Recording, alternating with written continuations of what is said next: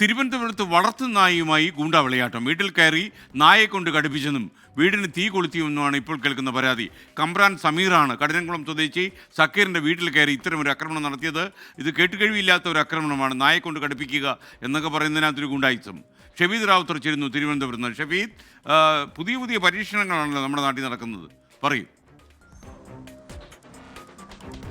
S K, നമ്മൾ ഈ action hero Biju എന്ന പോലീസ് സിനിമയിലാണ് ഈ സാധാരണഗതിയിൽ ഒരാൾ ഈ നായയെ വിട്ട് കടുപ്പിക്കുന്ന രംഗമൊക്കെ നമ്മൾ കണ്ടിട്ടുള്ളത്. ഇന്ന് വൈകിട്ട് 4 മണിയോടുകൂടി തിരുവനന്തപുരം കഠിനംകുളത്താണ് സമാനമായ രീതിയിൽ ഒരു റൗഡി ലിസ്റ്റിൽപ്പെട്ട, അതായത് കഠിനംകുളം സ്റ്റേഷനിൽ ഏതാണ്ട് 6ഓളം കേസുകളിൽ പ്രതിയായിട്ടുള്ള കമ്പ്രാൻ സമീർ എന്ന് പറയപ്പെടുന്ന 27-കാരൻ അദ്ദേഹത്തിൻ്റെ തൊട്ടടുത്ത മറ്റൊരു വീട്ടിലേക്ക് അതിക്രമിച്ചു കയറി നായയെ കൊണ്ട് കടുപ്പിച്ചത്. പോമറേനിയൻ ഇനത്തിലെ നായയുമായി ചിറക്കൽ മണക്കാട്ടുവിളാകം സക്കീറിൻ്റെ വീടിനുള്ളിലേക്കാണ് ഇയാൾ അതിക്രമിച്ച് കയറി. തുടർന്ന് ഹോളിനുള്ളിൽ വെച്ച് ഈ ഗ്രഹനാഥനായ സക്കീറിനെ നായ ആക്രമിക്കുകയായിരുന്നു.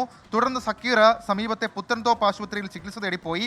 സക്കീറിൻ്റെ പിതാവ് സ്റ്റേഷനിൽ പരാതി നൽകാൻ പോയ സമയം ഈ പ്രതി കമ്രാൻ സമീർ വീണ്ടും പെട്രോളുമായി മടങ്ങിയെത്തി വീടിന് മുൻവശത്ത് തീയിട്ടും പരിഭ്രാന്തി സൃഷ്ടിച്ചു എന്നുള്ളതാണ് ഇതിൽ ഏറ്റവും പ്രധാനപ്പെട്ട കാര്യം.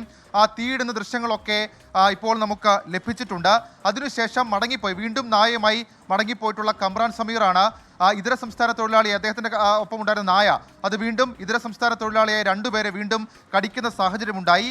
ഏതായാലും കമ്രാൻ സമീർ ഒളിവിലെന്നാണ് കഠിനംകുളം പോലീസ് നൽകുന്ന വിവരം. നായയുടെ കടിയേറ്റ 3 പേരും നിലവിൽ ഇപ്പോൾ തിരുവനന്തപുരം ജനറൽ ആശുപത്രിയിൽ ചികിത്സയിലാണ്. കമ്രാൻ സമീറിനായി കഠിനംകുളം പോലീസ് ഊർജിതമായിട്ടുള്ള അന്വേഷണം ആരംഭിച്ചിട്ടുണ്ട്. മുൻപ് ഞാൻ സൂചിപ്പിച്ചതുപോലെ ഏതാണ്ട് 6ഓളം ക്രിമിനൽ കേസുകളിൽ സമീർ പ്രതിയാണ് എന്നുള്ളതാണ് പോലീസിൽ നിന്ന് നമുക്ക് ലഭിക്കുന്ന വിവരം. S K.